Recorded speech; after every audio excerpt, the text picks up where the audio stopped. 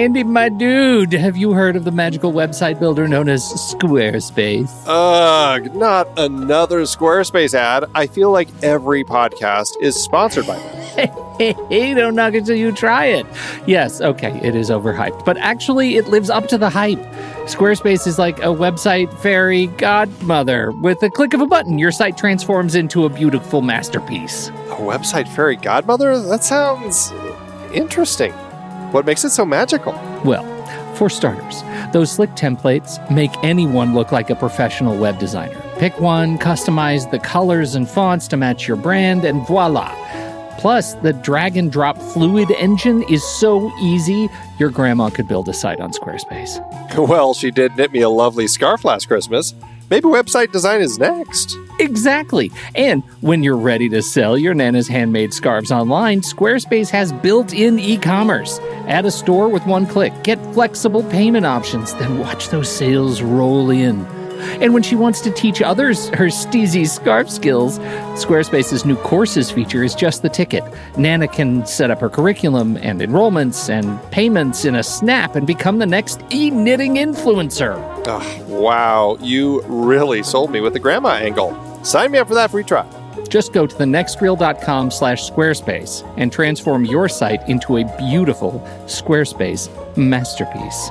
Well, thanks, Pete. Even though it's overhyped, Squarespace actually sounds perfect for Nana's site's needs. Appreciate the warning on the ads, though. I'll brace myself next time I listen to a podcast. Anytime. Let me know if you need any help getting that site up and running.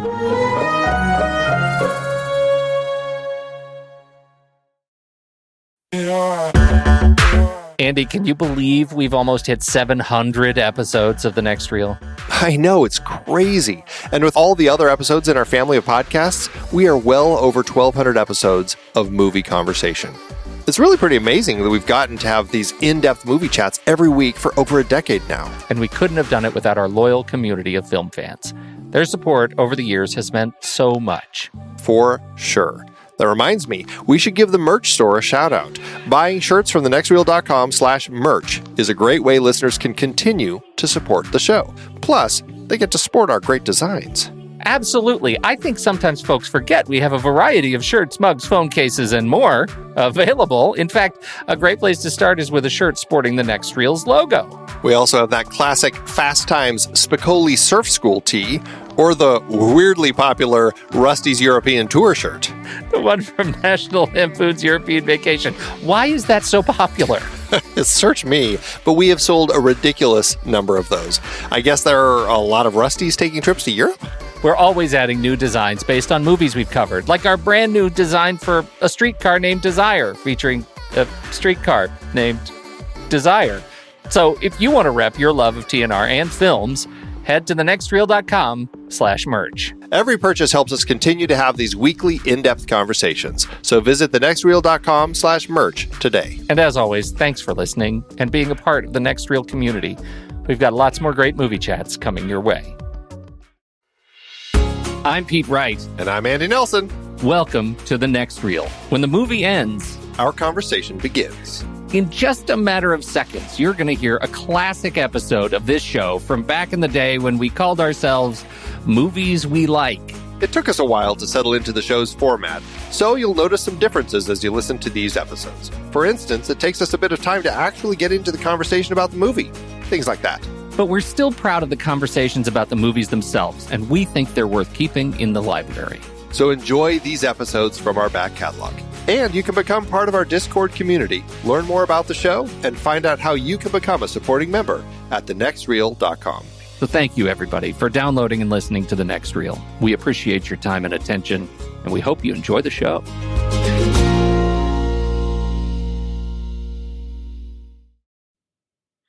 Pee-wee's coming back, and Wes Anderson wants to open a theme park. There's something so wrong about those things. A Wes Anderson theme park? He doesn't really, but he wrote the little opening bit in Mark Mothersbaugh's book, which is just all, I don't know. I guess Mark Mothersbaugh, aside from writing funky music, just made I don't know. He draws pictures of things. And so Anderson wrote in the foreword, he said, I hope to soon secure the means to commission the construction of an important and sizable theme park to be conceived and designed entirely by Mark Mothersbaugh. And so people on the interwebs have taken that to mean that Wes Anderson's going to open his own theme park. That's awesome. That is the most awesome leap that I've heard today, certainly. It is, and it would be a fun theme park if not a little peculiar. But wow. Yes, and then you put Pee Wee Herman in it, and there you go. That'd just be the perfect addition. God, that's great. Yeah, I don't know which feels weirder, Pee Wee back on the big screen, or is he going to be back on the big screen, well, or is I it don't know. TV? I think it's probably TV. Well, I don't know. He says big screen at time of recording. His announcement says, yes, we will see the character of Pee Wee on the big screen. Now, TVs are generally getting larger. Right. That could be what he means, that his TV is particularly large. Right. He's just got a big screen. Yeah. Could be. What was Pee Wee's best role for you? What do you think, really, when you think back, Pee Wee's best role? Other than Pee Wee? Yeah. Paul Rubens. Let's just say that. Let's go. We're going to drop the pretense. Your favorite Paul Rubens film? I have only seen, I guess I've seen 3 films of his, and I'd say Pee Wee's Big Adventure. Really? I've only seen that, Pee Wee's Trip to the Circus, or whatever the second one was called, Big Top Pee Wee, and then he was in Batman Returns. You haven't seen the Smurfs too? Or the Smurfs? I saw the Smurfs. He's Jokey Smurf. Oh, well. Yeah. You haven't seen the Tron Uprising? That was small screen, but that was a good animated series. Missed that. He was in that. You see what else you see? I never watched his TV show, Pee Wee's Playhouse. What about Buffy the Vampire Slayer? Oh, he was awesome in that. Right? That's the one I was going to say. I wanted to drop that one on you. That was brilliant. That was...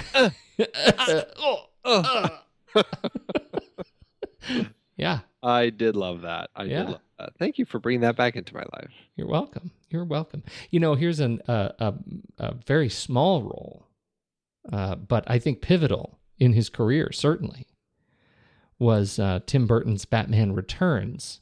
Well, I mentioned that. You did? Yeah, that was the third. I clearly wasn't paying attention to you at that point. Right. There are times when we've been doing this show a long time. I think it's okay that from time, and I know you do this to me, where you just tune each other out. Yeah, and it works really well in a show. In a podcast, yeah, it really does. It's a strategic tune out. So let's talk more about Batman Returns. Did you mention that? Oh, goodness. Do you have any other news for the week? 3001 is going to be made. Into a TV show, right? Sci-fi? Yeah. Isn't that weird? Which is weird, because the story is about, what's his name, floating through space, waking up? Yeah, he gets found. Now you read these kind of books. Like, this is kind of your thing, right? I've only read the first one, actually. I have not read any. I saw the second crappy movie and never bothered reading the other books. Excuse me, Roy Scheider. I think you just spoke ill of Roy Scheider living in a house of dolphins. It was in the 80s. Roy Scheider in the 70s, man. I know, I'm just saying there's a certain amount of, of leeway. You cut a guy who takes parts where he has to live in a house with dolphins. Right. Yeah. That was about the period when I would spend an inordinate amount of time on construction paper designing my future house, which actually had floors of trampoline. Nice. Yeah. Wow. You could have started one of those chains that are everywhere now with all the trampoline rooms. Well, I bounce around in. Let's just say kindred spirits. Mm-hmm. Let's just say that. It was really the more difficult part was that all the furniture had to be suspended from the ceiling. Right. But it had to be off the trampoline floor high enough that you could account for the rebound, right? So in order to sit at the table, you'd have to jump up to a chair, and it would have been very difficult not to hurt your knees. is all I'm saying. That's brilliant design. Brilliant, like 6-year-old design. Well, this was actually the sequel. This was the successor to my house with floors of swimming pool. So it was just, imagine, like, there's your house, all the furniture is like nailed to the walls and suspended from the ceiling, but the floor is just water, just an 8-foot deep pool. Every room, even upstairs, is a very big crawl space of just pool. It's pool space between the floors. And you have to like climb a ladder to go upstairs, but it's a water slide to come down. Right? Of course. Yeah. Of course it is. Yeah. I love it. Shall we tell the people where we're from? Where are we from?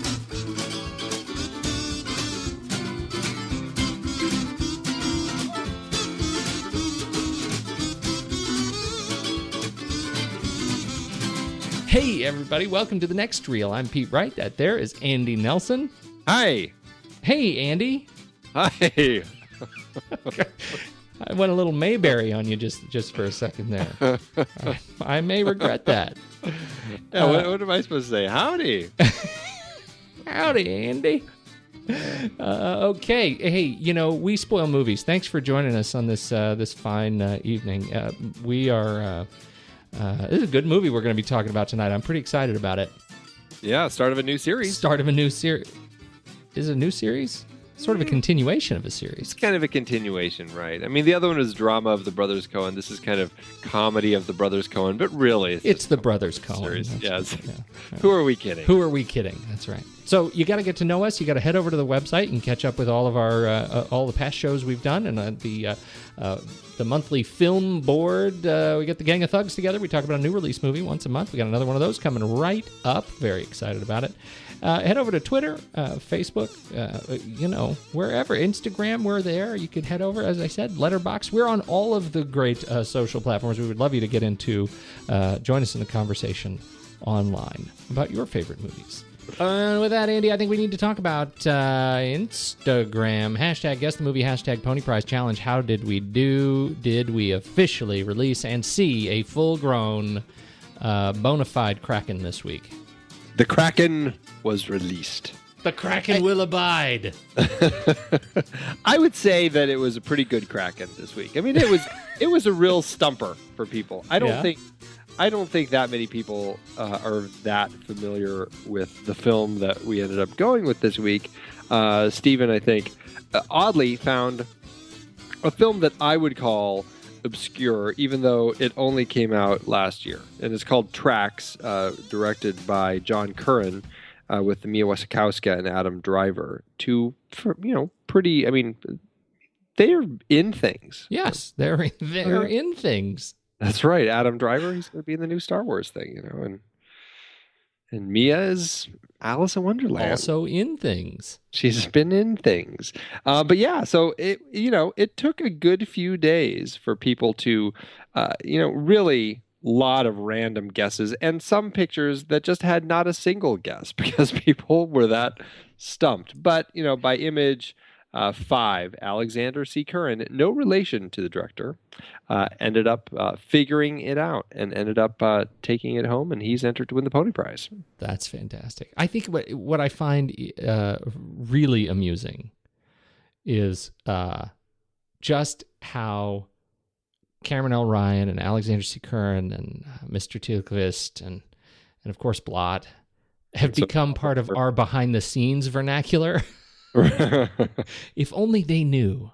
Right. Don't tell them. If only they knew that at this point we exist to stump them quite specifically. Right, exactly. I think that's great. I hope they never find out that that's what we do. I hope not. This has become the thing I look forward to the very most about this show. So I'm glad to see that the Kraken was officially released. And no, we don't necessarily need to call that sweet Labrador the Kraken. That is a mighty mean dog, or mighty mean name for a dog. Well, maybe the camel. Kraken the camel. It actually has a nice ring to it. Yeah, I think it works. And now, Andrew, let's do trailers.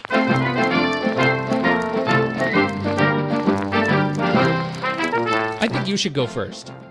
Okay, I'm going to go first. The trailer I am talking about, I'm pretty excited about. It's Clint Eastwood's new movie, American Sniper, which it's weird that it's just had some odd press going along with it over the last several years because this is based on a true story of a sniper in the Navy SEALs called the most lethal sniper in American military history, who uh, claim. I mean, the story is his story about how he was a sniper and how he was, in the Iraq War. And I mean, he claims to have he has 160 confirmed kills, and out of 255 probable kills, which is crazy.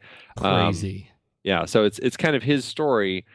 But then there was this weird thing going on with him where he claimed, like he wrote a book about it after he was honorably discharged from the military, and he wrote this book about his experience. And in it, he claimed to have at one point gotten in a fight with Jesse Ventura at a bar, and this weird thing. And then Jesse, sued him for lying and all this stuff. It was this weird thing, and then this guy ended up getting killed. Chris Kyle ended up getting killed, and this whole trial kept going on. It's just this very strange thing that's kind of been following this story. But remove all of that, and I've got to say, this trailer is very engrossing, and it's a very, I mean, it's a teaser, really. It's just kind of almost showing it this kind of one scene of this guy's story, as Bradley Cooper, who's playing Chris Kyle, is basically trying to figure out who he's going to take out. And I don't know where it takes place in the story, if this is like the beginning of his reign as the most lethal sniper or what. But I mean, clearly he's left with some pretty difficult choices in this trailer. Does he kill the nun? Does he kill the kid? Does he kill the guy on a phone? It's like, ugh, not a job that I would want. Yeah, but it's incredibly tense. And Clint Eastwood, coming from Clint Eastwood, he's a director who can make great stuff or who can make some stuff that I just really have no interest in seeing. And this falls into the hopefully great stuff category. I hope so too. You're right about the trailer. It really is incredible. I mean, you just really want to keep it going. You just have to see how this shakes out. It's one of the better trailers I think we've seen coming this year, certainly. So I'm very excited about that. There are times when the controversy at the head of this particular publicity train is enough to take a little bit of the wind out of your sails. And so I'm torn on that, just the hubbub around this movie. I think Bradley Cooper looks great. I'm liking him more and more. He's just I think he's a really strong talent, and I look forward to seeing him in this film. Yeah. He's got a couple of interesting ones coming out. I didn't choose this particular trailer this week. I'm not sure we will talk about it, but Serena is another one coming out shortly with him and Jennifer Lawrence, and it's sort of a high period drama that looks really, really interesting. If you haven't caught that one, it's another one to look out for. He plays a very, very different character in this film, and I think it's really wonderful to see him back to back. In these two movies coming down that are the parts are just so diametrically opposed in character. It's really, really an interesting mashup for him. Yeah, absolutely. And then he's going to be in a new Stephen Knight penned film directed by John Wells. And we like Stephen Knight. He is a great writer-director. And then he's going to be in Cameron Crowe's new project. And we sometimes like Cameron Crowe. Yeah, I think that's fair. Well, so when does this come out, did you say? It actually is going to be a limited release on Christmas Day, and then it'll push wider in the beginning of 2015. So it's one of those holiday release push, trying to get some award buzz going for it. Well, mine actually, I don't know the exact release date of this one. It says 2014, but I think it's the comedic spiritual sequel to American Sniper. It's called Let's Kill Ward's Wife, and it's the. Thank God you laughed. It was going to be really dark. Yeah. It is a comedy written and directed by Scott Foley. This Scott Foley, he's one of those guys. He's on my best friends that haven't met me list, but I don't know that we're going to cross paths. He's just a generally likable guy. He's done a lot of TV. He's he's like a sensitive modern man. That's what I like about Scott Foley. And this film, Let's Kill Ward's Wife, is about a bunch of guys who get together and they think one of their dear friends, Ward, in this example, has a wife who is not terribly likable, and so they plot to kill her. And it's the story of this assassination attempt, or this assassination, I should say. Judging by the trailer, I think they finished the job. It looks very funny. I find myself chuckling throughout this one. Do you remember the movie? I know I made you watch this 20 years ago.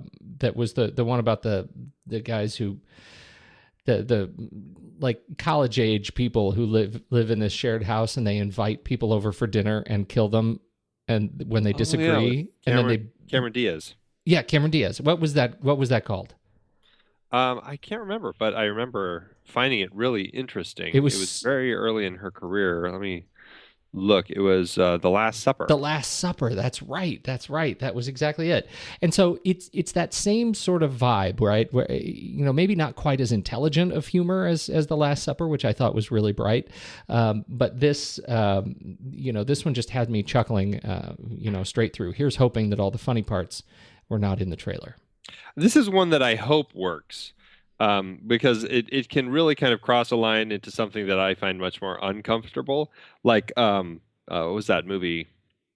Very Bad Things, which I just really found repulsive and horrible. I found very bad. Yeah. And so again, that was about guys on taking their buddy on a bachelor party in Vegas, and they end up accidentally killing a prostitute. And then it devolves as they try to figure out what to do. And it just gets worse and worse and worse. And I really hated that film. And so I don't want this film to be that film, because this has people in it that I like. Yeah. And it looks like it looks like it could be on the right track. So I'm hoping it is. I agree with you. If they keep it light and keep the dark humor light and sort of fluffy, I think it has a chance to be something that's really worth chuckling about. Yeah. Here's hoping. I have high hopes for this one. It just says 2014 as far as I can find, unless you have a better date. No, I don't have anything. So I see a limited release January 9th, 2015 is what I see. All right. Well, so there we go. Mm-hmm. Get your tickets now. Just go stand in line and wait. Andy, there's something wrong with my semen. Say, that reminds me. Want to see a trailer? Son, you got a panty on your head. Just drive fast, eh? Turn to the right! The first time I met Ed was in the county lockup in Tempe, Arizona. You're a flower, you are. A day I'll never forget. I do. You bet I do. Okay, then. My lawless years were behind me. Our child-rearing years lay ahead. But biology conspired to keep us childless. You go right back up there and get me a toddler. I need a baby hide. I got more than I can handle. At the time, Ed's little plan seemed like the solution to all our problems. And the answer to all our prayers. He's beautiful. What? Are you kidding? We got us a family here. So this movie, Andy, that we're doing tonight, 1987, comedy, Brothers Coen, Raising Arizona, sacred space in your heart. I know this film holds. It is. It really is. It really does. It's number 31 on the American Film Institute's top 100 years 100 laughs list. Number 31. Wow, that's high praise.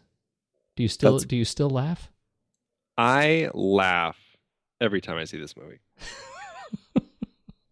This is one of those movies. I mean, this is quite possibly my favorite Coen Brothers film, if not at least my favorite Coen Brothers comedy. It's like that and No Country for Old Men are pretty high up there. But Raising Arizona, that is really funny. It's very, very different films. It's like This is the comedy version of The that. part right? where he kills those guys with that pump thing. Hysterical. So funny. Oh, Yeah. stand up and howl. I don't know. This is just one of those movies that hit me at the right time in my life. I saw it in the movie theater, and I just have been in love with it ever since. And this is a movie that I could use this movie as a gauge to tell whether I'm really going to get along with somebody or not. as long as they like this movie, I feel like we're okay. Like one of my dad's ex-wives, she didn't like this movie, And we all know how that ended up. There's a reason that she's an ex-wife, because it's the whole idea of making a comedy about kidnapping was just so offensive to her. I just knew that it wasn't going to work. You got to come into the family with a bar set. That's right. The bar is set at a certain point. This film is, this is such a wonderful film for me, not just because it is a brilliantly funny script. I mean, it is a fantastic. I was telling you before we started recording, this is one of those films that it's rare in this movie that I am laughing out loud. It's not like that kind of a roller coaster for me. But I think the slow burn humor for me in this movie, that I never stop chuckling at, it never stops. The pacing is just perfect. The set pieces are just perfect. Everything about it for me just hits me straight between the eyes. And so, I think part of the reason I don't howl out loud at this movie is because I really want to hear what comes next. Even today, as many times as I've seen it, I really want to hear what comes next, because there is so much going on that is just right with this film. Yeah, and it's endlessly quotable. I mean, I can probably quote well more than half of this film. And there are lines that I use, on a regular basis in my life that just, they're great lines to use. They're just perfect. I mean, whether it's just like the okay then, or son, you've got a panty on your head. I unfortunately don't get to use very often. But it's not just that, the physical humor, I think Frances McDormand, when she turns around and Glenn, cut it out, Glenn, and she smacks him in the face with her purse, is one of the best physical bits in the film for me. That's one that has me teetering on the edge of hysteria. That whole sequence is just really wonderful. They do some just wonderful things. Why don't you, since this film is so high on your list, why don't you walk through the premise of the film for us? What is it? Why is the premise funny?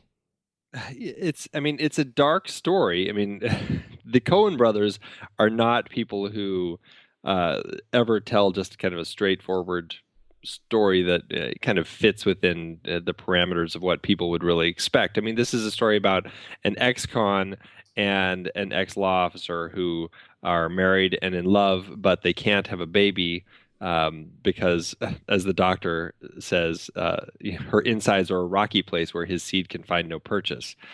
So, just another bit I love. But so then all of a sudden they hear that the Arizona Quints are born, and that's Nathan Arizona, which everybody knows who he is.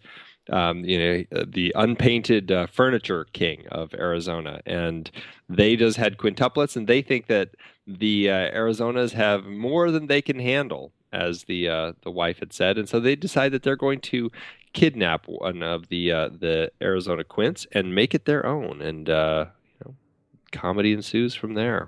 They decide they have more than they can handle. Well, I will say, I certainly wouldn't be one who could deal well with quintuplets. Yeah. That's a lot of babies. Yeah. The film weaves together. I think this is one of the areas that I think they just get so right. That they weave together these independent storylines. We have the marriage, right? We have the couple between Ed and High, Holly Hunter and Nicolas Cage, and so we have their romance, and then we have the surprising arrival of High's prison buddies, John Goodman and William Forsythe, Gale and Evil Snotes, who come and kind of make themselves at home. And then it becomes a kidnapping of a kidnapping, as they discover that the baby is not who it is purported to be, and they are out for the ransom. But then they fall in love with the baby. And then, it becomes this sort of slapstick sort of Russian nesting doll of a story. Then we welcome this Frances McDormand's angle, where they realize, between Glenn and Dot, that they realize that this baby is they're going to hold them out for ransom and blackmail High and Ed, and it just becomes a giant mess. And yet somehow the humor still makes sense as they weave together all of these sort of convoluted relationship stories. And I find it really still, even to the very end, when we meet the ultimate arbiter of justice, the hired thug.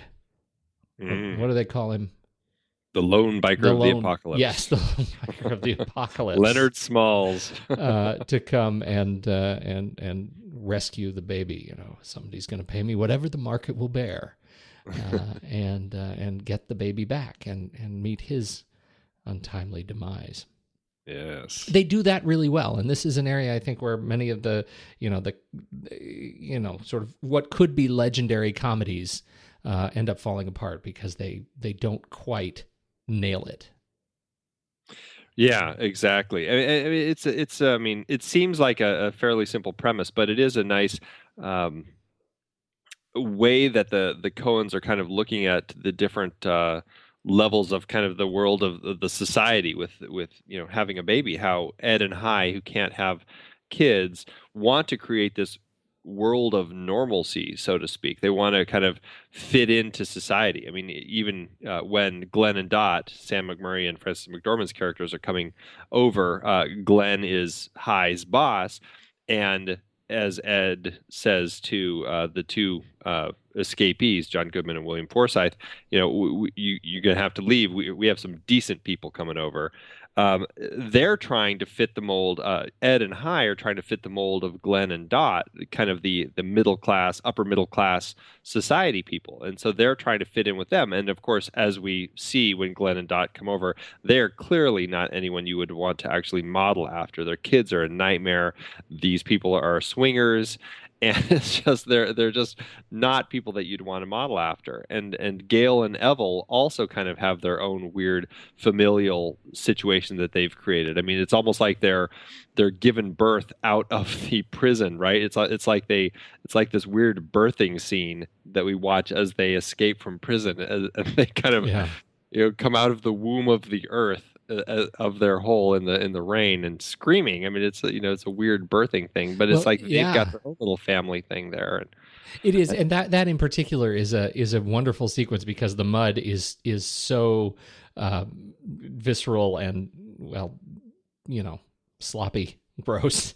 But Glenn or Goodman, he emerges from the ground, and then he delivers his brother. Right, he reaches into the ground and delivers him by grabbing his leg like he's a breach from the earth. I don't mean to interrupt you, but that scene it slays me every time. Oh, I know, and it's just so strange. It's this weird birthing scene of these two guys, and as they escape prison, and then you've got them and their familial situation, and they even talk about it where it's just like. They left prison because they just didn't have anything for us anymore. We needed to move on. It's like in their continuing development as people, they felt that their time was done there, and now it's time to go do something else. And of course, for them, it's going and robbing a bank. But I mean, still, that's how they kind of portray it. It's kind of this, it's time for us to kind of move on to the next step in our evolution. And then, of course, you also have the Arizona family, Nathan Sr. and his wife, and just kind of their family that, in a way, is kind of the familial situation that Ed and Hi are striving for, since they do steal one of their babies, and are trying to work to kind of create something. And so the Coen brothers have created this really interesting story that is hilarious on all counts, but it's also kind of this interesting examination of just kind of the what people are looking for in life, and kind of the examination of who we are and what we're trying to achieve in kind of the American dream. Well, even to sort of symbolize that by naming the main character Hi, is, I think a testament to that.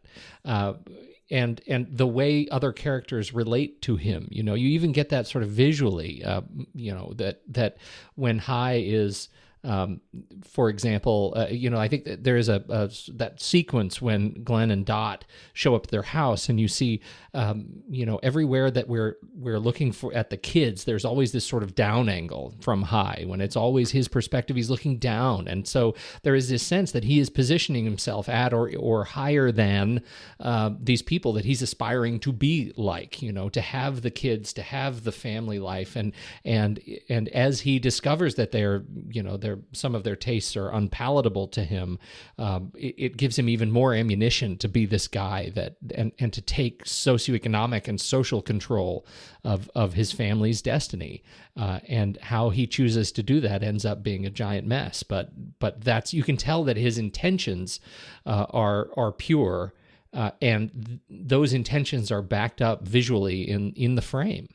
Yeah, absolutely. It's shot very well to fit all of that too. And another interesting thing that ties into this is, I don't know if you've noticed, but in the bathroom door, when after Gail and Evel escape and they're in the bathroom putting the like Brill cream sort of stuff into their hair, kind of cleaning themselves up, written on the bathroom door is graffiti that says POEOPE, which is likely a reference of the Coen brothers to Dr. Strangelove, Kubrick's film, when I can't remember the character's name, but he's writing POEOPE, peace on earth, a purity of essence, on a piece of paper.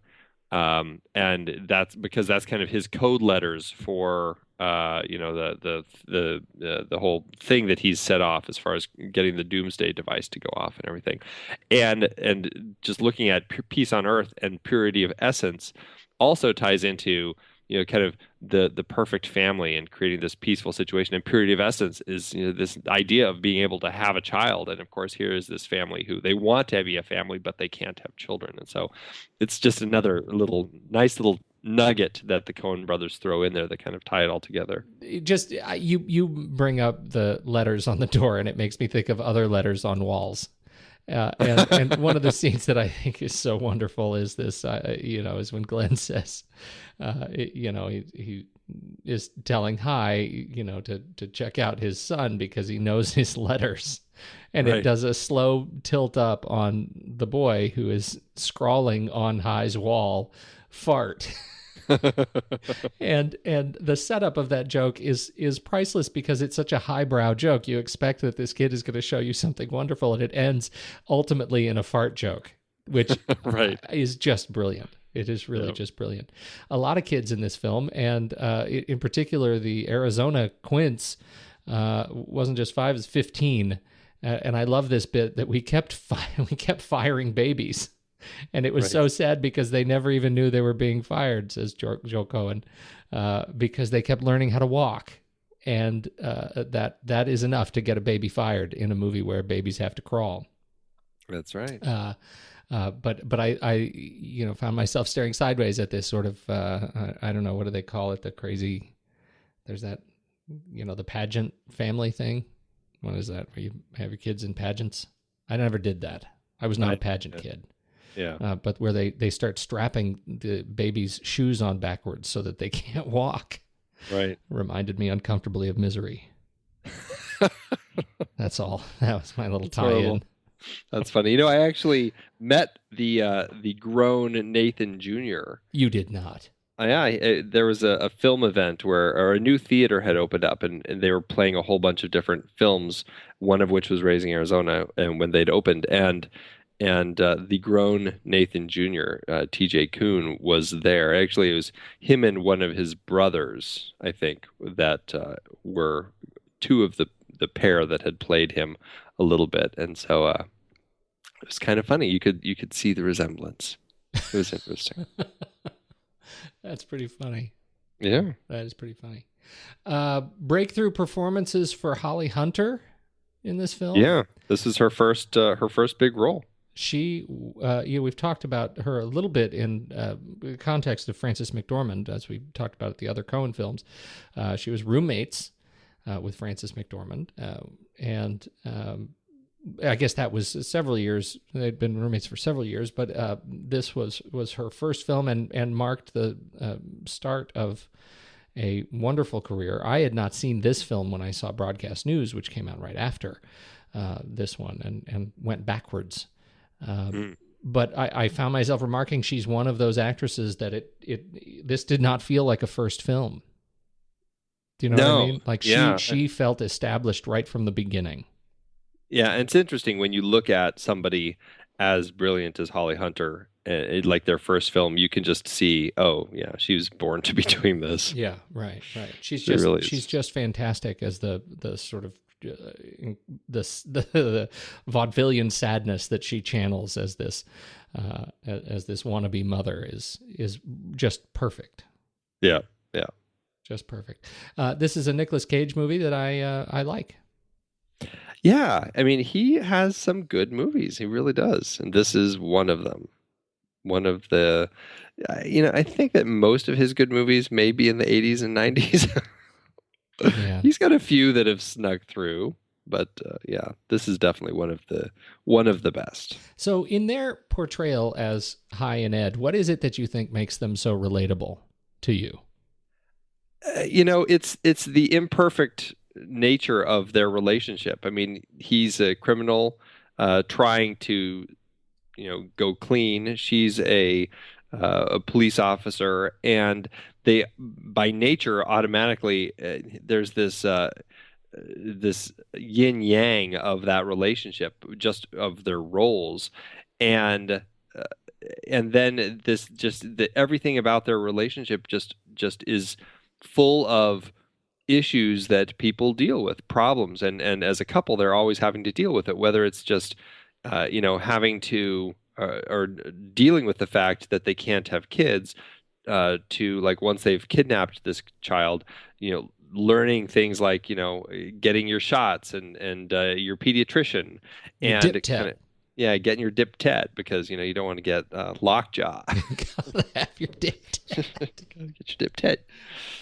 It's and so they've created this great relationship of people who just feel imperfect and feel like they are working to make things work, and I think that's what makes them kind of an indelible couple. I want you to reflect for me on the open of this film, right? The first 5 minutes pre-credits. Mm-hmm. Right before the title card hits, right? There is like a speedboat ramp up for this film that gets you into the story, where we meet Hi, we see their romance as as it meets, and as they meet one another in the lineup. She's photographing him for his prison shot, right? Mm-hmm. And he woos her over the course of being arrested several times. We see him in group therapy in prison, and we hear him through voiceover talk about his experience of meeting her and how they get to catch us up to today. Reflect a little bit for me on that section of the script, because it's one that if there is use for a really solid voiceover structurally, this makes me stand up and applaud. I love the opening of this film. What is the function of that, and why is it so great?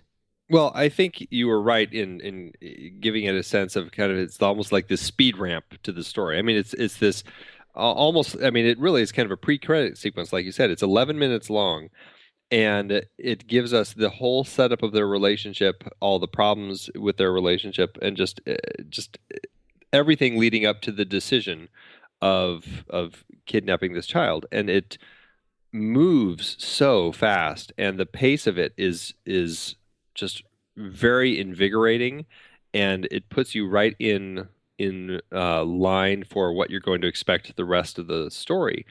And when you're doing a pre-credit sequence, I mean, it is just one of those things that you need to.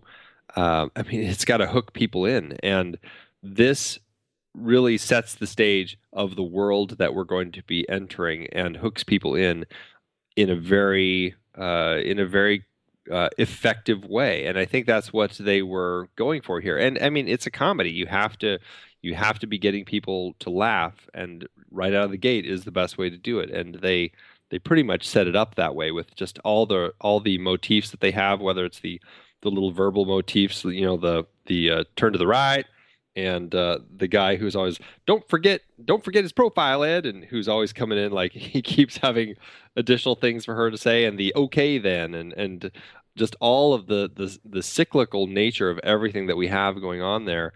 It really it just taps us into these characters and their story, and sets us up for the genre and the pace and what we're going to be sitting in the theater for the next 80 minutes. There is a certain amount of just artistry, and I have to imagine a mercenary sense of editorial responsibility to craft that first 11 minutes. And I didn't make note of the time as I was watching the film, but I just said, talk about the first 5 minutes. I think that's a real sense of how great that opening 11 minutes is. It feels like 5 or less. Like it really feels like you're in the story, and it moves so briskly to get us up to speed functionally. But the other thing it does, I think, and we've talked about this with some other movies that share a similar tone, and I'm even going to throw films like Big Fish into this mix, and I know you aren't as crazy about that as I am, but it's this idea that it gives us a sense of the fairy tale and the whimsy right up front. Like you say, it builds the world, and this I think it's a testament to how great pacing and cutting can be for world building. Yeah, absolutely. It's a huge part of it, because the world building is not just the world of the characters as they're living it, but it's also the world as the audience is going to be experiencing it. Yes. And that is a key element. And it's like something that Baz Luhrmann also does, like in Moulin Rouge or something, where you've got that intense, crazy whirlwind editing, storytelling structure that he has. And some people have a hard time going along for the ride. You really got to kind of jump into it. He thrusts you into it, and that's exactly what the Coens do here. You really have to be ready to take this ride with them. That's the nature of world building, of creating this cinematic world within the story, and that your audience is going to experience. And that's what the Coens do really well here. I totally agree with that. What else stands out to you? How do you want to talk about it? You want to talk about any other folks in particular before we get into more Coen talk? Well, we should mention Trey Wilson, who's great as Nathan Arizona. He's so funny in the role of Nathan Arizona. I love him as this character who is trying to get his son back, and he's just his wit, his sarcasm is just great, and when he's dealing with the cops is fantastic. We've talked about him before. He was in Bull Durham.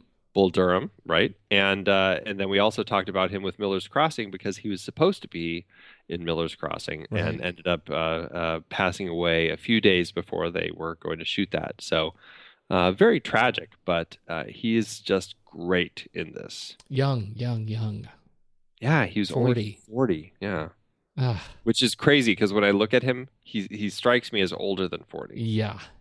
Maybe that's because I'm 41. Yeah, exactly. I was just gonna say that because you're lapping him. That's now. Right. Damn it. Cerebral hemorrhage. Almost 41 himself. Very sad. Anyway, you're right. He was a fantastic part in this film, and I think the meeting at the end when they're returning the baby is a particularly good scene for him. Because you get this sort of sense of they talk. You get this sense of understanding. He actually tries to sort of outmaneuver the reward at first, and tries to offer them furniture. Right. But then the sort of art of the scene and the sort of vector of the scene tilts, and he becomes. He just starts walking away, and he leaves them. These people who he now knows had kidnapped his son, he leaves them in the room and tells them to go out the way they came in. And I love that. I love the way that the scene turns, because it is at once his way of showing understanding to what this young family was trying to do. Right. And at one point in the scene, I honestly feel, even now, I feel like maybe this time he's just going to let him keep a baby. Right. There's that little bit. But the other piece is where the film tilts there is that we see that socioeconomically, socially, these people, no matter how hard they've worked over the last, 75 minutes, they are not going to make it up this ladder, right? They're not going to, and they're going to have to climb out the window because they're not even good enough to go down the stairs and out the door. They literally have to climb down the ladder that they used to try to break themselves out of this, this social prison. Right. And I love that. I love the way that little three-way scene turns. Yeah, it is very touching, and you're right. As somebody whose child was kidnapped and was just returned, he's very remarkably cool. Yeah, very understanding, and there's this hint that he gets it, and but even though he gets it, like you said, he makes them climb back down to their own social status. Yeah, but yeah, it is a beautiful way that scene is constructed. Talk about the Coens just a little bit, about this is a comedy, but as you say, the premise of the film is dark. How do you rationalize their body of work moving from the grim tone of the other films we've talked about to these comedic pieces? Does that make sense to you that they all came from the same place? Well, only in the sense that they keep doing it. I think that's why it makes sense to me. Momentum. Because they're very good at jumping back and forth. And I think they've said, they when they finished Blood Simple, they wanted to do something that was just very different. They wanted to try for something that was more fun. They wanted to just kind of do a big, broad comedy.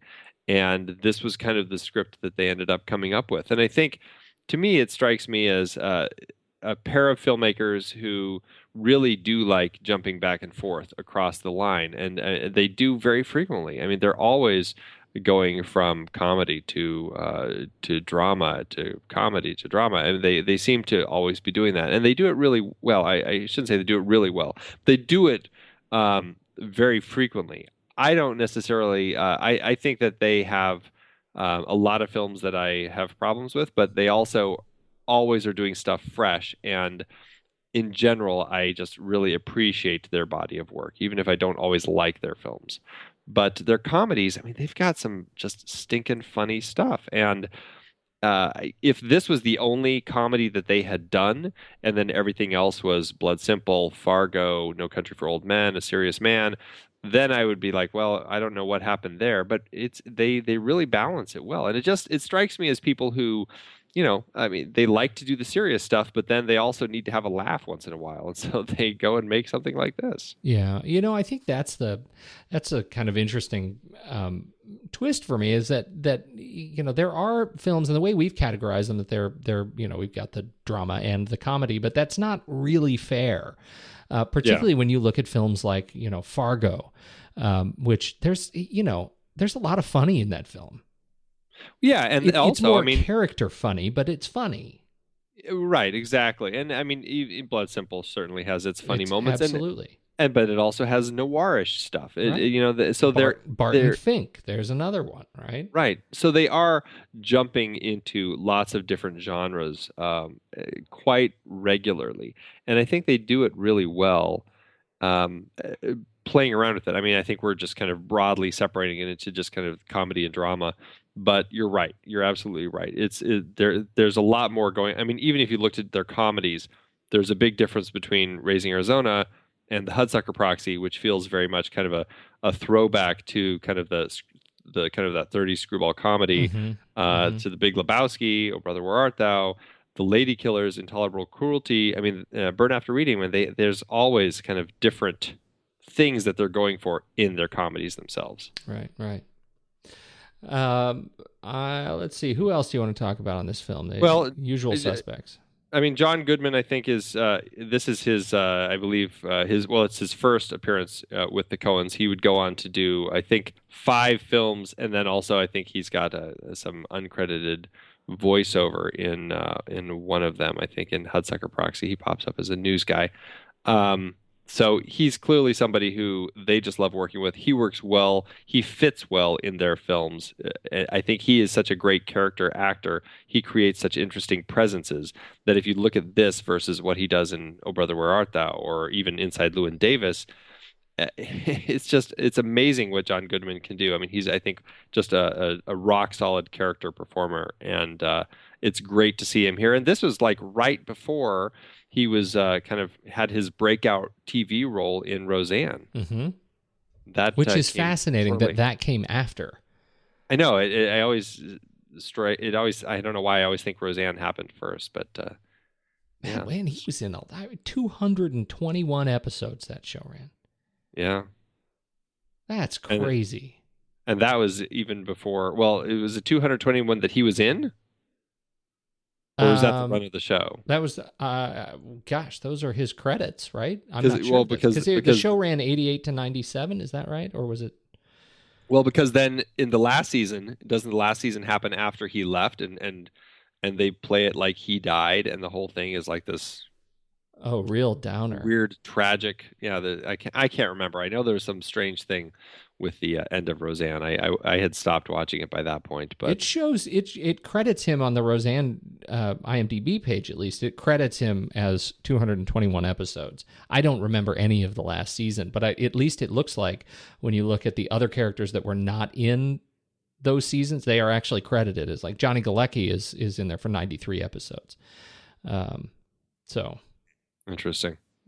I don't remember the last season. Why would you do that to a sitcom? Well, they were trying to do something unique, and dumb. Well, they did something unique, I guess. I don't know. William Forsythe, I think, is a comedy, just works so well with him, and he just doesn't do a lot of comedy. He is like, I mean, I always see him in things like The Devil's Rejects and Halloween, the Halloween remake, and I don't know. I kind of wish that he would do some more of this stuff, because William Forsythe is great playing this sort of role. I could not agree more. And he does have that sort of criminal vibe, or that, corrupt vibe to him. But my goodness. And when you look at looking at what he has completed in post-production, I don't think there's a single one that isn't that same kind of character. If there's a guy who has been typecast, it's this guy. I wish he would have been typecast as something funny. I know. Because he is just really, really gifted. He really is. He's so good. And Sam McMurray is another just hilarious guy who's great as Glenn. And I grew up with him on the Tracy Ullman Show, and I watched that religiously, and everybody on that show was great. But I always just remember him from that show. He was great, and it's just so fun. He plays Glenn so well. That's something that's also worth talking about, is the way that the Coens often write their characters. A lot of people, typify the Coen characters as being dumb, and kind of writing these kind of dumb characters, whether it's something like this or Fargo. You kind of get these people who often are kind of, I don't know, not that bright. And I don't know. I mean, what's your take on that? Do you think that they're just not bright characters? Or do you think that it's just part of the way that they're written? Well, I guess isn't that one and the same? I don't feel this is such a matter of perspective, right? I mean, it really comes down to your sort of experience and like I got these people in my family.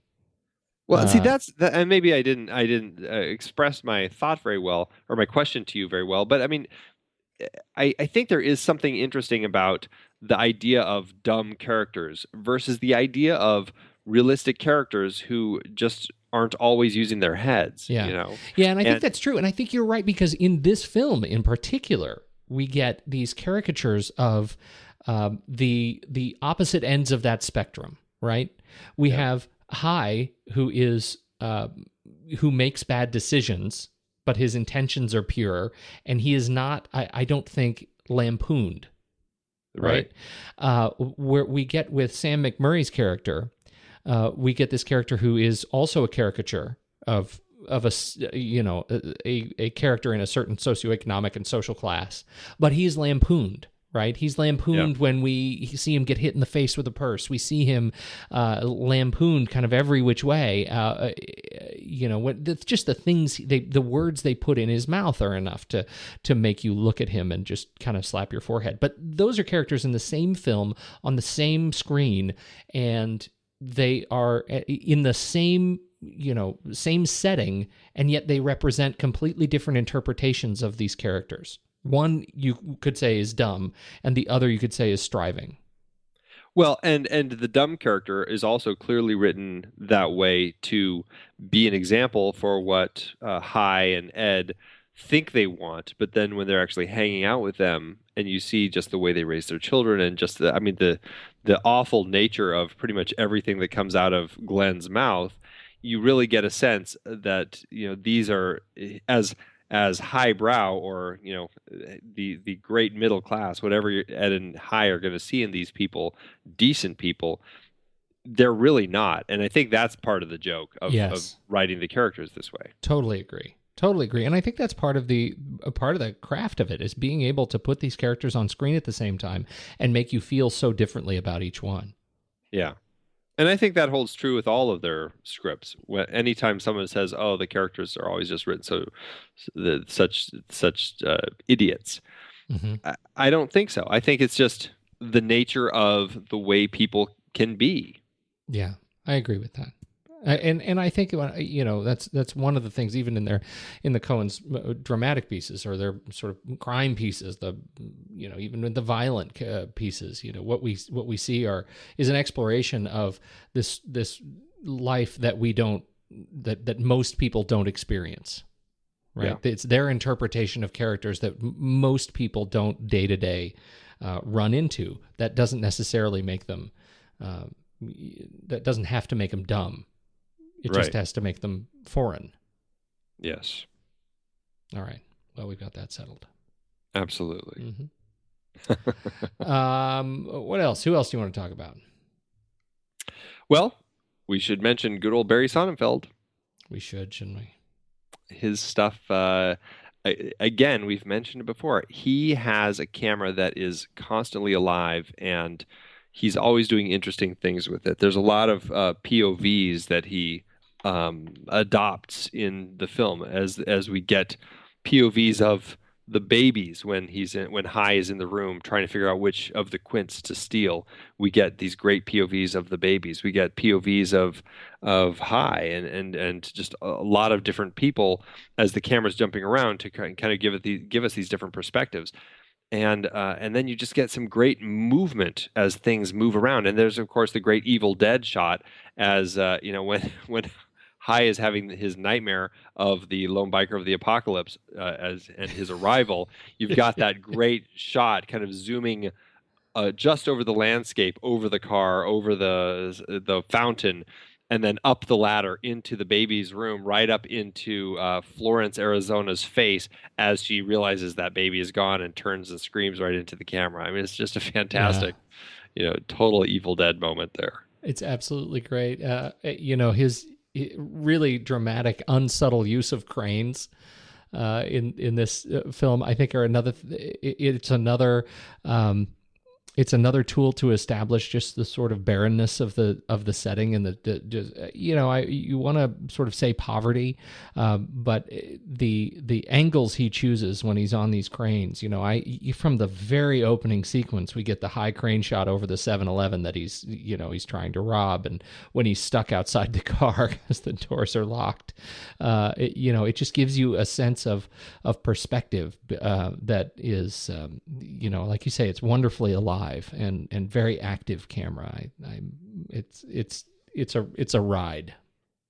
Yeah, it's just it's alive filmmaking, and I think this Edgar Wright, who we've talked about, lists Raising Arizona as, I believe, his favorite film, and you can see what he kind of adapted from their filmmaking style and Barry Sonnenfeld's cinematography style into his own films, because he also has become a director who really enjoys making the camera alive and using it as a key part of his storytelling. Well, and I think nowhere is that more apparent than The World's End, where you can see, I mean, just like spot on technique in putting the camera in places that you wouldn't expect to be able to get a sense of scope in unique ways. And The World's End is a really wonderful piece for that, because it's like a diorama, because all of these bars are kind of they're so close to one another, and you get a sense of the width of the sort of the playground that we're going to be experiencing over the course of the film, and then into the more intimate shots like the fight in the bathroom, where he does just a fantastic job giving you a sense of place by moving the camera in just really unique fashion. So you can really see that coming from this as an homage almost. Yes. Yeah, absolutely. Carter Burwell. The yodeling in this is, I think, iconic, and I mean, it makes me yodel every time I watch this movie. I end up yodeling, and it's such a fun score to listen to. I mean, and there's some tracks on the soundtrack that are just very kind of just working for the scene, but you hit the yodeling stuff and it comes to life, and it's this vibrant thing, again going back to the whole idea of creating this world for the audience to get into, and this is the world of these characters, and it's a very funny world because it takes place in Arizona, and that's where I live. Nobody speaks this way, like this kind of almost southern accent. Nobody speaks that way. And and nobody walks around yodeling, but it does kind of create this vibe for this quote unquote Arizona in which this story takes place.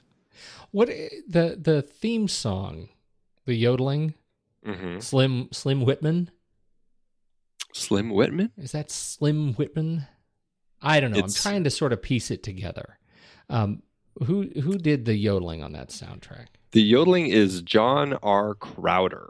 John Crowder, okay. Yes, he's the guy who did all the yodeling. He did all the yodeling, okay. Yeah. So, am I crazy, or has the theme song since been corrupted in a car commercial? I don't know. It's that actual the track that that he's singing, or he's yodeling. John Crowder is yodeling, is actually taken from other older pieces, and I think that some of it might be a Pete Seeger song called "Goofing Off," the "Goofing Off" suite. But also, I feel like I have actually heard that kind of yodel from something that came from like the 20s or something. I mean, I feel like that the actual main theme is something that has been around for a while, and that Burwell adapted it into his score. Okay. I don't have any evidence of that. That's just, you search for stuff. And Right. I found a reference on Twitter to somebody who pointed to the original, and that's where I got Slim Whitman, that was, maybe the original was the yodeling was done by Slim Whitman, and that perhaps is what has been used by. If anybody knows, I am more curious. Deep down, I really don't want to know. But it sounds so familiar to me, not from this film, that it was used in some sort of an automotive pitch. That's what I'm feeling. Interesting. I think it's a car commercial. I just don't know. All right.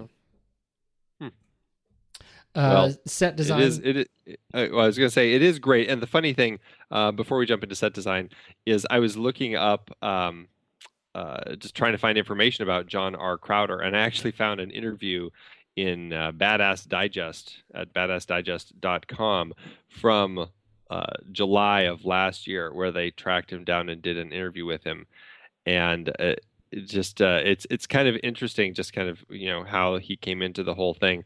But the strangest thing is that John R. Crowder now lives the quiet life of a mole wrangler. Excellent. Yeah, Excellent. Not even sure what goes into that, but yeah, he's a farmer. He's got a little mole farm in eastern Oklahoma now. Wow. I know how life takes you, on these different paths. The twists and turns. Yes. So I wanted to talk just a minute about the production design. I think this this film, what the production and art design of this film does for the set is the same thing that they do in the script, giving these characters, these dumb characters, right?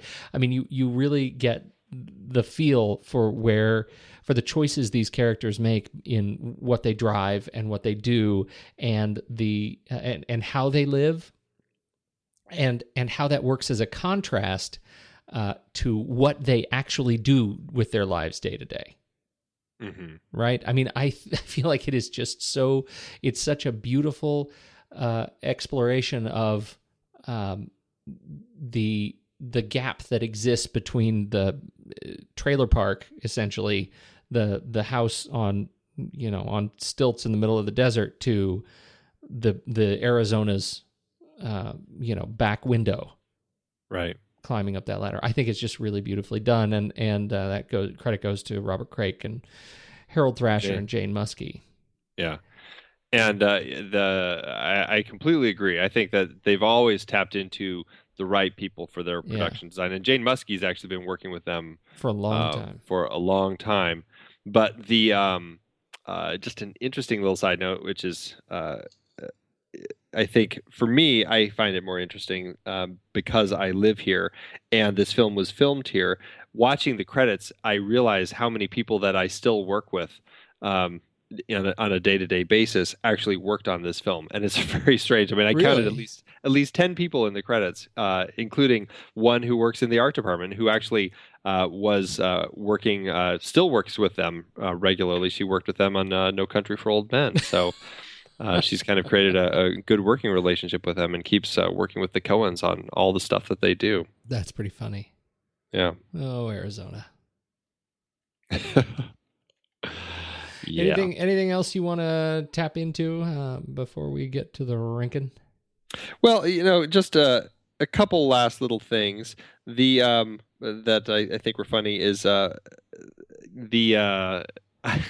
don't know why I think this is funny, but when High steals the diapers and goes on the run and is running through the store, the reaction that the police have to just open fire right away, and then just this constant shooting of the cops as they're trying to stop him. I just laugh and I go, "Oh, Arizona," because I mean it is a right to carry state, and it is this very weird cowboy thing. And in 1987, I don't know if they were tapping into that or if they just wanted to write it that way. But it's funny how even now it still feels very modern sensibility of Arizona, which is kind of maybe a little frightening. That's funny. I can't. That you're right. It's almost like it's predictive. Screenwriting, right? I can't imagine. I mean, maybe they were tapping into something back then. I have no memory of it, and I wasn't spending a whole lot of time in Arizona when this film came out. But you're right. It does feel very modern. That's a great way to put it. Yeah, it's very strange.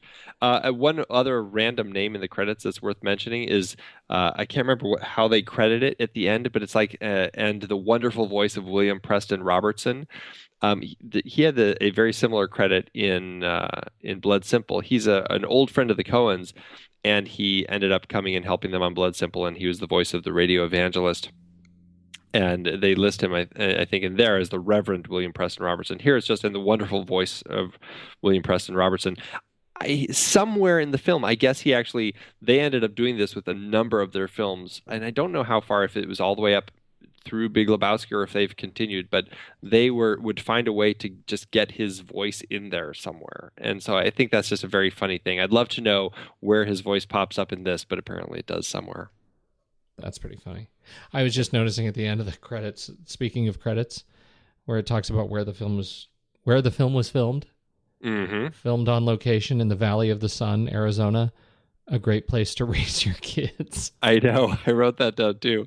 I thought that was very funny to see. I'm just, I don't know. I was like, I wonder if they put that there, or if that was something like at the time the Arizona State Film Commission had you put.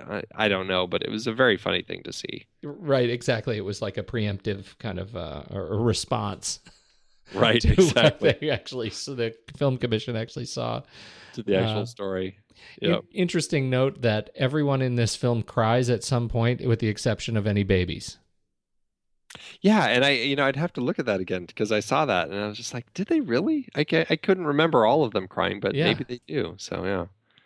Well, some of them are really, really outlandish crying. The bit of the sort of the crying climax at the film when Goodman and brother are off to rescue the baby that keeps falling off the car,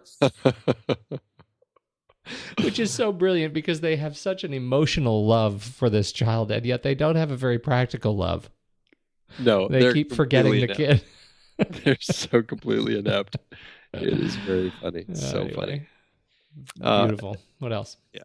The last little thing that I wanted to just mention is how, I was looking at a site that detailed all the different locations in the Valley of the Sun where this was filmed, and without ever having realized it, the first place that I moved to when I moved to Arizona was just down the street from the shortstop grocery store, which is now a Circle K, but at the time I guess that was the grocery store where High is running through, and I didn't realize that I lived practically just down the street from it. So that's funny. I know. You don't even have to go very far to go on a film vacation. I know. I kind of want to now. I might take a little drive, movie vacation, and tour the sites. Just get selfies in every site. That's right. Check it out. Here's the LaGrange Farmer Bank. Oh, that's good. That's good. How did it do? It was a slow burn. This film did not click with audiences. Maybe a lot of them were like my ex-stepmother, who were offended by the idea of a comedy about kidnappings. Who knows? And they're all divorced now. Exactly.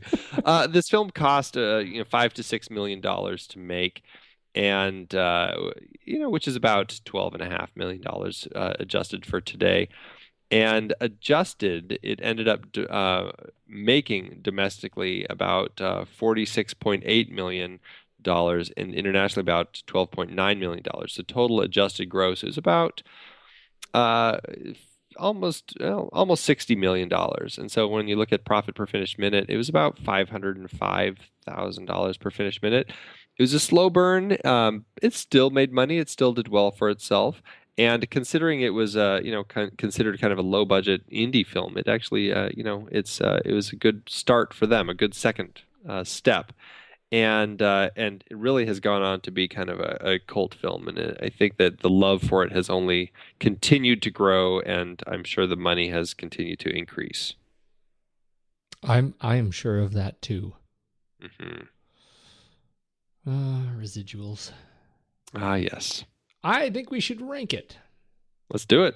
Head over to flickchart.com/thenextreel and see if our movie favorites line up with your movie favorites as we get ready to rank this fantastic film and see if it's going to break. Ooh. Let's see if it'll break the top 10. You think top 10? I was going to say top 20, but I may be chickening out. You might be chickening out. All right, we'll say top 10. Let's see if it does it. I do agree with you. I like this movie an awful lot. Yes, it's a good one. All right, Raising Arizona or Carrie? Carrie? Not that mother scratcher. Raising Arizona. Yeah. Raising Arizona or 12 Monkeys? I'm going to say Raising Arizona. I am too. Raising Arizona or Misery? I'm going to still say Raising Arizona. Yep, here. Raising Arizona or Stand By Me? Raising Arizona. Mm-hmm. Raising Arizona or Alien? I'm going to say Raising Arizona.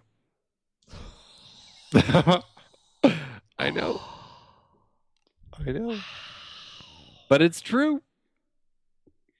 Just say. I know. Are you sure? I have watched Raising Arizona. It's on my list of films I've seen, well over 50 times. And it's just a film that I will be sitting on my desert island with one day. Wow. I know. Okay, I'm going to give this one to you. But just know that something may be coming where I'm going to come back for you. Wow, I don't even know what that means. Okay. Raising Arizona or Seven? Oh. I might have to say Raising Arizona. Funny. Yeah, I'm really torn on this one, but I might say Raising Arizona too, which is crazy talk, but okay. I do love that movie some. Raising Arizona or Network? Network. Boom. You just had it right here. That's it. I will give you Network. I'm calling it in. Raising Arizona. Oh, my. How did Brazil end up at number 10 and Raising Arizona at number 2? That is bananas. But you know what? I love this movie. Totally worth it. Totally okay with it being number 2 out of 157 on our list. I like seeing some shake up in the top 10. It was getting a little stale there for a while. Yeah, it hasn't changed in a while. But, that's what top 10s are for. That's what top 10s are for. All right, my man. That was a good conversation. Absolutely. I Fantastic. appreciate that. I gotta go to bed. Oh, wait, no. Before we do that, Before I go to bed, what are we doing next week? Next week, we're continuing our Coen Brothers comedies with The Big Lebowski, your favorite. Yeah. This is, now that we've talked about this movie, I'm really looking forward to Lebowski. How many times have you seen it? Twice. That's it. It's a film that grows on you. You think 3 times? I didn't care for it very much when I saw it in theaters. I was like, well, that was really kind of odd. Do you like it more than Raising Arizona? Absolutely not. Okay. But I really enjoy The Big Lebowski. And it's just, over time, I have grown to appreciate its humor, and I've kind of tapped into it a lot more, and now I'm really in line with what they're doing in that film, and I do love it. Okay. All right, I'm going into this with an open mind. Excellent. That's what I wanted to hear.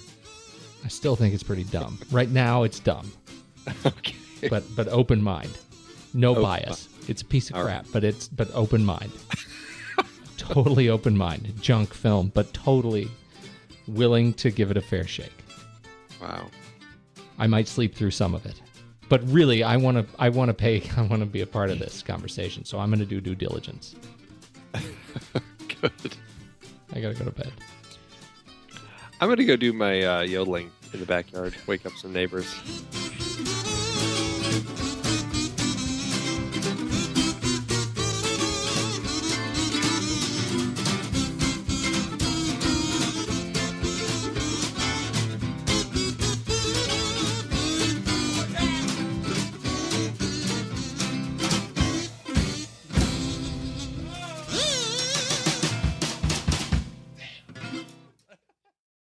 I'm going to be reading the review of C'est Moi, which I think they were going for C'est moi, but they didn't use spaces or an apostrophe.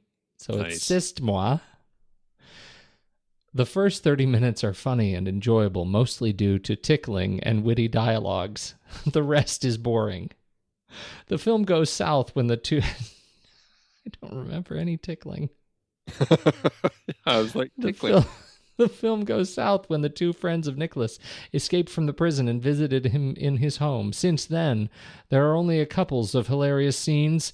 One is where the boss suggested wife swapping. The other is when the kids of the boss wrecked his home. It gets worse when the bounty hunter started to track Nicholas down. The imagination is so wild that it's not interesting anymore. And here's the kicker. Anybody who is expecting a child or wants to have one should watch this. It realistically and funnily portraits part of the difficulty of raising a child.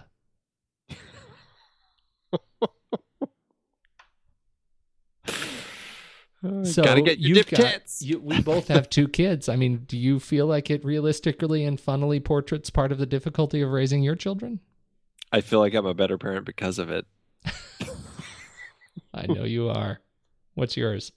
I'm going to go with the 1 star by Elite Lamo, who wrote, "Arg, arg, arg." That is all you hear for the entire movie. Arg, arg, arg. STFU. Horrible, horrible film. Screaming and doltness and incoherent dialogue, and I felt like I was watching it in a Walmart with some beer-guzzling Costco family. And, well, oh, I see, it's an early Coen film. Ah, well, now it all makes sense. Yeah, those Coen leeching yuppie pseudo-film hipsters who idolize the Coens like their own deity. Yep, perhaps one of the worst films I have ever seen. 5 stars people give this? LMFAO. Wow. Oh, vitriolic.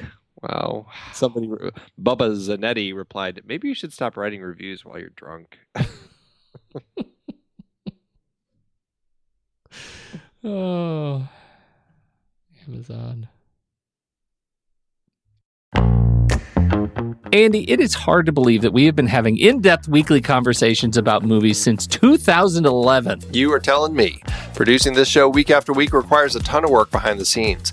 If you'd like to help support our efforts, one easy way is by using our Originals page when shopping for books and movies that we've covered. Just visit thenextreel.com/originals. Your purchases made through our links give us a small commission at no extra cost to you and allow us to keep having these great discussions. I love The Next Reel Season 4. Do you know why? I don't. Why? Because we got to talk about my favorite movie, Terry Gilliam's Brazil. That's not even an adaptation. No, but it was such a great part of our great Terry Gilliam series, and a few others in that series were adaptations, like The Adventures of Baron Munchausen, adapted from Raspi's stories, and La Jetée, which inspired 12 Monkeys. Oh, right. And for our Man with No Name trilogy, we saw how Sergio Leone's A Fistful of Dollars was basically stolen from Kurosawa's Yojimbo. We added Labor Day to our Jason Reitman series, adapted from Joyce Maynard's novel. Oof, there's one we'll always regret. Our big Stephen King series covered adaptations like The Shining, Cujo, Christine, and Stand By Me, great horror and coming-of-age tales. Another Coen Brothers adaptation, too. We got to talk about how they turned Homer's The Odyssey into Oh, Brother, Where Art Thou? For our holiday series, we did The Bishop's Wife and The Poseidon Adventure. And who could forget seeing Alec Guinness in the adaptation of Kind Hearts and Coronets during our series dedicated to him. We really need to do more of his films. Truly. We had our first film noir series with classics like Double Indemnity, Detour, and Out of the Past. And our black and white cinematography of James Wong Howe series with The Thin Man, Sweet Smell of Success, Seconds, and King's Row. So many adaptations. Oh, you're not kidding. Dive deeper into these originals and more at thenextreel.com/originals. Every book you buy helps support our show. Get the full list at thenextreel.com/originals and start reading today.